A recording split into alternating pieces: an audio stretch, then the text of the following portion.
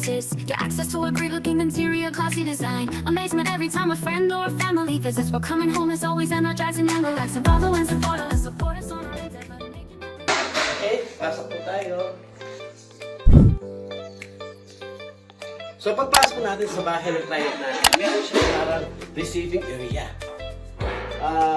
We just put a big mirror here, 2 accent chair, flowers, of course, my metal cycling horse, and then we put a chandelier here on the side. Then I put painting here, flowers, and then console. Very minimalist design for a modern house like this. Okay? On the left side is the dining area, and on the right side is the living room area. Dito muna tayo sa living room. Bago natin ipakita ang dining. Okay, so eto po ang living room ng client natin. Ito yung sinasabi ko, napakalaking window. Kapag may mga malaking window tayo sa ating mga bahay, tama lang po na gawin natin mataas yung window treatment natin. May mga nakikita akong bahay na kalahati yung lalagyan ng curtain kasi yun lang yung available sa market. Or worse, gagawin nila ng dalawang hati. May curtain doon, may rod, tapos may rod na naman dito. Kasi yun lang yung standard available sa market. Pinakamahaba po sa market is 90 inches. Usually or mostly 85 inches lang. That is size lang ng standard dito. So minsan po ang iba na nakikita ko, lalagyan ng curtain dito, lalagyan ng curtain doon. The worst is lalagyan ng tatlong hati. Hati-hati, minsan patong-patong.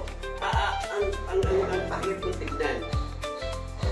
Ang curtain po, ang lagi ko sinasabi sa mga client natin, curtain ang nagdadala sa bahay. Kapag po naka-curtain ng bahay, parang naka-wedding gown siya. Parang ready to attend the party. Parang ganun. Parang naka-postura siya, naka-total makeup siya, naka-totally makeover siya. So, we managed to put, kung nakita nyo po yung picture natin sa ating work in progress, ako po mismo umakyat dyan. Yun din po ang sekreto ng RML Enterprises.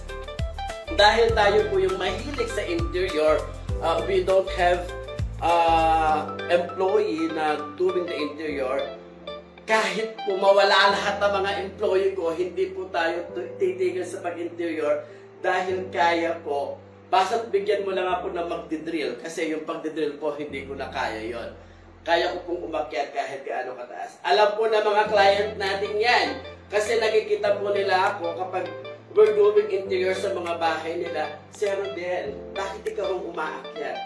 Kasi po ayaw ko ng paulit-ulit na trabaho. So kapag tinitrain ko pa po yung mga staff ko, ako po yung aakyat at ipapakita ko po sa kanila kung paano po ginagawa yung pag-aayos ng mga curtains. Then, so, from here, hindi kasi masyadong malaki yung living room ng client natin. At first, the initial plan is maglalagay ng malaking TV dito. Pero ang sabi ko sa client, if maglalagay tayo ng malaking TV dito, maglalagay din tayo ng parang TV rack dito para for the safety of the wall bracket TV. And the space dito, medyo malapit ka na. If we're talking of 75 inches or 60 inches dito, as much as possible, the distance po, kapag nanonood tayo sa malaking TV, is medyo malayo. Di ho ba sa mga sinihan, medyo malayo tayo sa screen. So, to protect our eyes, yung parang ganyan. So, sabi ko sa client natin, nowadays, hindi na po masyadong nanonood ng TV yung mga, excuse. Hindi na po masyadong nanonood ng TV. Di ho ba nanonood na lang tayo sa mga cellphones natin? Or manonood tayo ng TV kapag nakahiga na tayo sa ating bed watching Netflix or watching YouTube.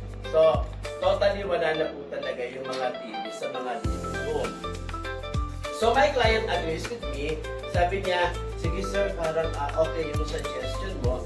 Ano po yung ilalagay natin sa wall na yan, if ever? So, I told them, no worries, no worries.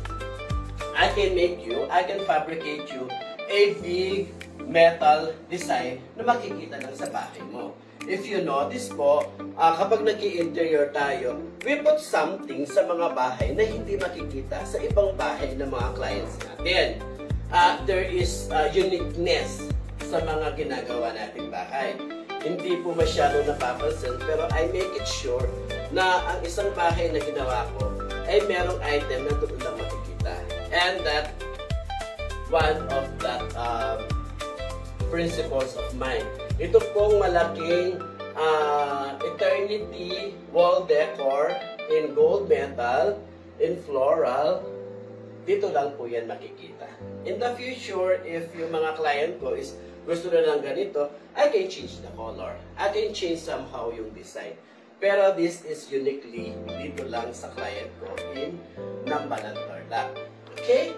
So, I managed to put again a very long sofa in top 10. Kung mapapansin nyo po, sa mga interior ko, lagi kong nilalaki yung pinaka-main sofa nila. The standard sofa na makikita natin sa mga mall or sa mga stores is up to 70 inches or up to 90 inches only. That includes the arms.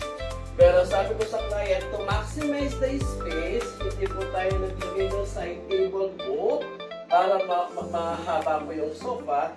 Actually, this sofa is around 122 inches yung haba niya to maximize the space ng living room natin.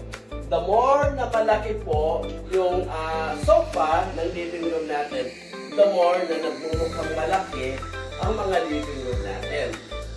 Lagi ko rin po sinasabi sa mga client natin na living room, iyan ang first impression. Iyan ang unang nakikita ng mga bisita natin. Kapag nagandahan sila sa living room natin, of course, magagandahan na sila sa lahat at sa buong makikita nila sa bahay. Window treatment here, we afford up to that height only. I think this one is 128 inches. That one is 178 inches. So, okay lang po yun kahit hindi sila magka-height kasi we have aircon over there. Tapos, meron po siyang parang canopy pa na doon. So, okay lang po siya. Of course, my signature lampshade again, floor lampshade. And accent chair. Diba? The setup is conversationalized. If we're talking of conversationalized setup, sofa, big sofa, stool, and accent chair. So, andito ka, andun yung bisita mo, may bisita ka doon, magkakaharap kayo. Actually, that stool can accommodate around 4 to 5 persons sitting.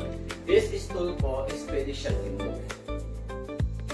Paano po magiging 5 ang upo? Upo ako dito, upo sila dito, upo sila dito, upo sila dito, kakalungin ko yung isa, diba? Kasya ang 5. Yung mga ka-build ko lang yung mga malalaki siguro, mga around 3, parang gano'n. So ito po, nakakatulong if we're talking of marami tayong bisita. And, pag naglalagay tayo ng stool, for the interior, not to black. Kung makikita nyo po, pagpasok natin, this is the hallway. Ito yung entrance papunta sa living room. So, I cannot afford to put chair here na medyo mataas. Or, I cannot afford na meron pang arm dito. Magpa-black siya. So, pagpasok mo dito, open ito, hindi siya kumain ng space. Pagpasok mo, yun na yung makikita mo, going up. Okay naman natin. Okay na yung interior natin. So, wala tayong black na ginawa dito. It's a flowy again. Makakapunta ka dito. Makakapunta ka dito. From there, makakapasok ka dito. So, walang nagpa-black. That is very important po sa interior decorating. As much as possible, hindi po tayo nagpa-black ng area. Para, the more na makikita, mas maluwang ang bahay natin, ang interior natin. The higher the ceiling, the big chandelier needed. So this one po, we can afford again another 7 layer. Ito rin po yung nilagay natin sa client natin in Alaminos, Pangasinan. Ito yung babagay, so ito yung nilagay natin.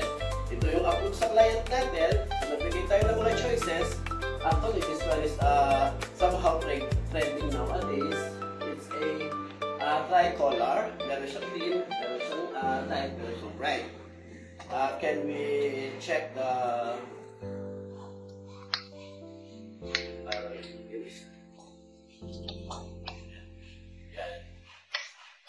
next one?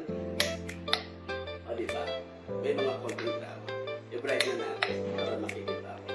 Then we put chandelier over here. In this area, naglagay ako ng bulaklak dito. Okay? Same treatment over here.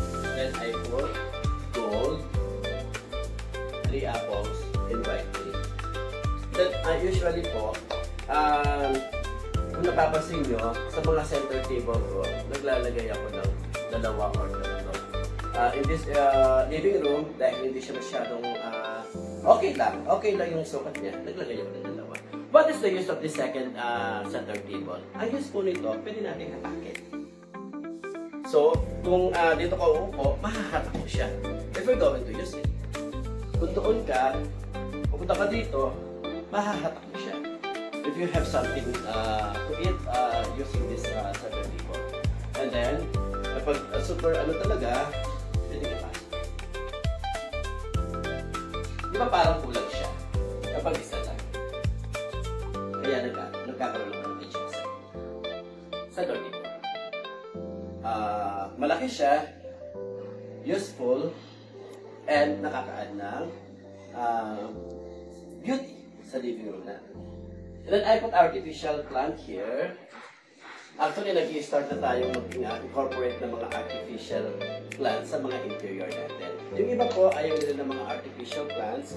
Pero, ang hirap po kasi i-maintain ng mga totoong plants for indoor. Kahit sinasabi po natin na indoor plants sila, still they need sunlight. Ang hirap naman po na every now and then, ipapasok yung halaman, then after 1 day or after 2 days, ilalabas na naman for sunlight. May stress po yung halaman.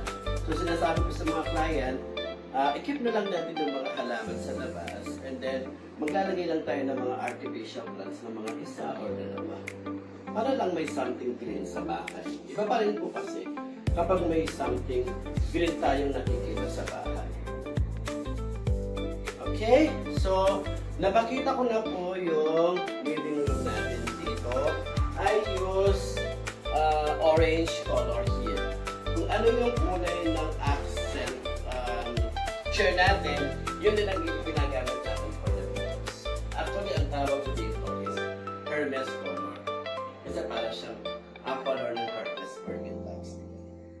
Naglagay tayo ng bagong design natin. Actually, ito yung pinapauso ko ngayon.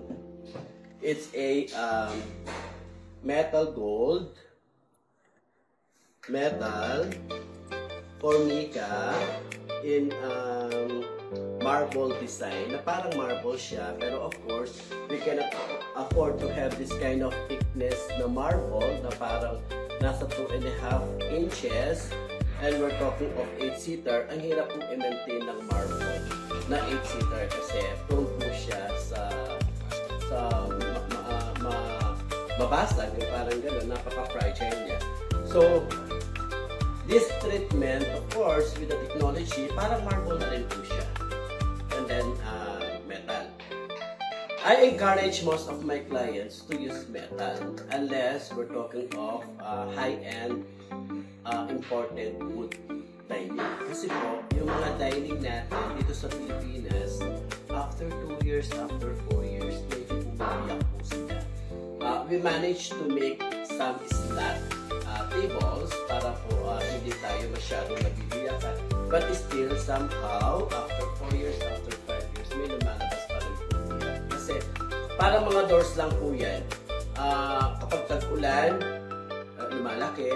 Kapag tag-init naman, lumiliit. Kaya kung napapansin po, minsan kapag tag-ulan, ang hirap buksan o isara ng mga pintuan natin. Pasensya na po, minsan nagle-lecture tayo, pero somehow po, na-appreciate po ng mga client natin yung mga napapanood nila sa mga live natin. And ang dami rin po nag-feedback na i-continue daw po natin yung live natin. So sa mga projects po natin, I promise lahat po i-live po natin or i-video po natin. Actually, totoo naman po yun kasi minsan, before, mostly picture lang yung pinopost natin and video, reels, and work in progress, and finished product. So, na-appreciate naman nila yon somehow, pero hindi nila alam yung history. So, this 8-seater, ngayon lang nila nakita. Actually, ngayon nila nakita to. Hindi po ito kahoy. Ano po siya? Fabricated metal. Tubog po siya, kaya hindi po siya mangangalawang. And, pinagturahan po namin siya ng gold. Basta gold, nakakasusyal yan. Nakakayaman natin. The chair, of course, horseshoe pa rin siya na metal and pinutura ng gold. Kung mapapansin niyo po, yung tela na ginamit natin sa dining natin, the same tela sa ginamit natin sa ating 6-seater sofa, tufted sofa, para may continuity pa rin. Kahit hindi magkasama yung living room natin and dining area, with the use of same fabric na ginamit natin sa major furniture natin, makikita natin doon na may continuity. So, yung mga taong papasok, pag nakita nila yung items, sasabihin sa may bahay, pina-interior mo yung bahay. Kasi ang hirap kong maghanap ng items na parehas yung tela ng sofa and at the same time, parehas yung tela ng dining set. And at the same time, parehas yung tela ng curtain board natin.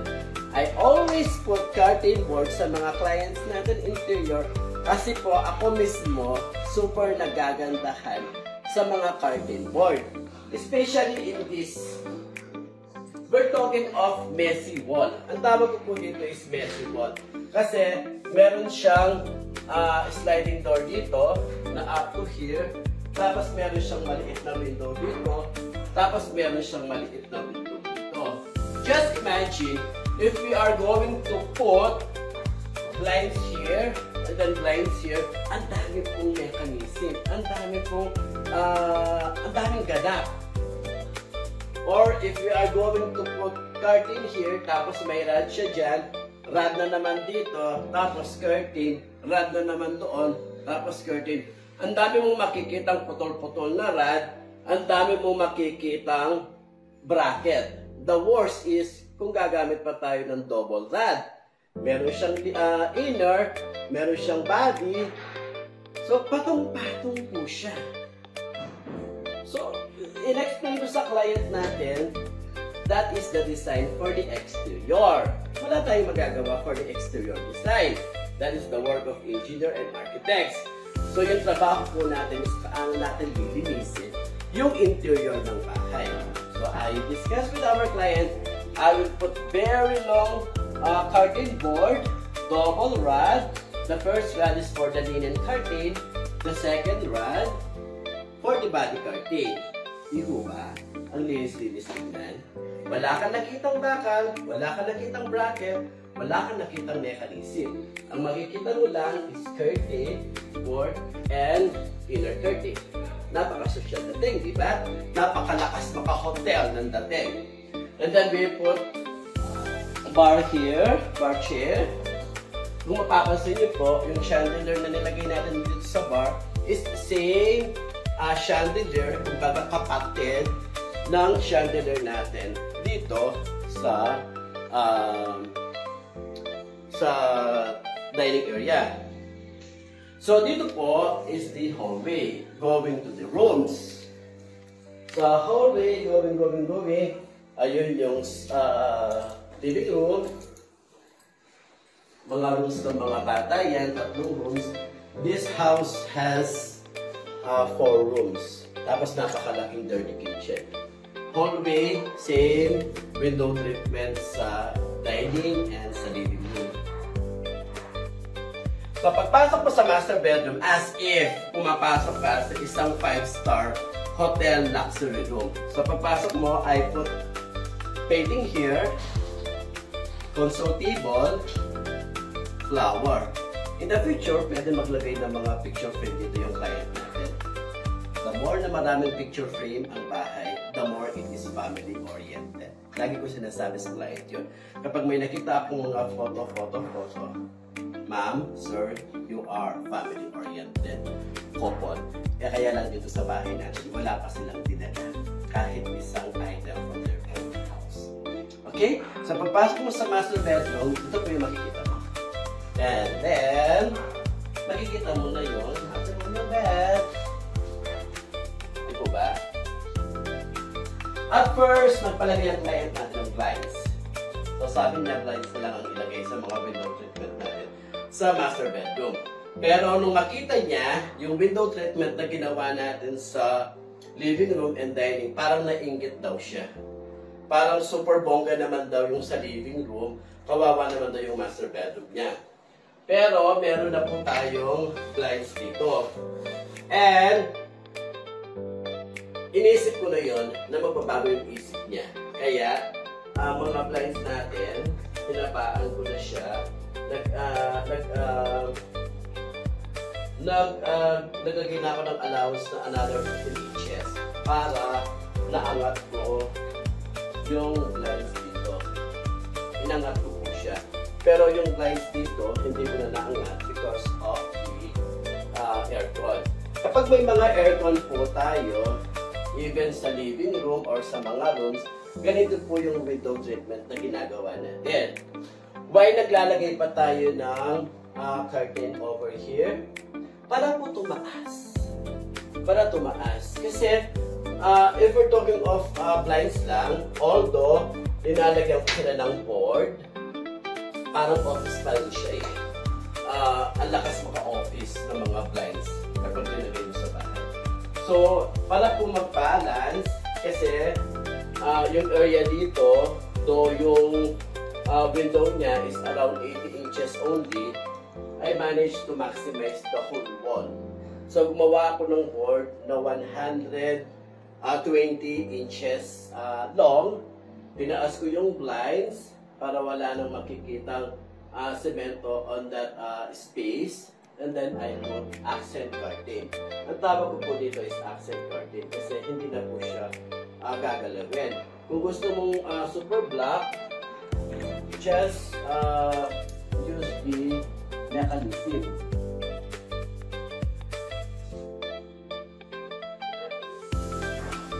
Yan. So, kung gusto mong i-black lang siya, ang pa-black na po siya. Same thing with this. Ang tawag lang dito is mechanism. So, ipa-black lang siya. So, ito po yung mga party na hindi gagalaw. Accent lang sila. So, kung makikita nyo, same tela, same design, ganun din po yung makikita natin sa ating curtain board. Tufted, brown, and dark brown. We always use velvet color para hindi matapok sa alikabok and at the same time, very easy to clean and very easy to handle. Okay? So, tufted design, this one is very, very strong. Kahit po ilan ang humiga dito, matibay na matibay po siya. Then, kung mapapansin nyo, yung tali dito is the same treatment with our curtain board. Naglagay din po ako ng design dito. And then, I put gold chandelier, gold brown to compensate with our brown and dark brown design, carpet, and cloth. Then, naglagay po tayo ng Cleopatra bed dito. Para kung lalagay sila ng TV in the future dito, dito muna sila uupo, coffee, then dito muna. Okay? Thank you very much again po at sana nag-enjoy po kayo. Pwede naman po panoorin ito na play ng replay. The more na mas marami pong manunood, the more na makakatulong po sa atin yan. Kung okay lang po, kung kaya niyo pong i-share or i-post sa inyong account, mas maganda rin po yan. Thank you so much. Please press the thumbs up and subscribe on my YouTube channel. This is Rodel Misilanumbao once again, and bye-bye!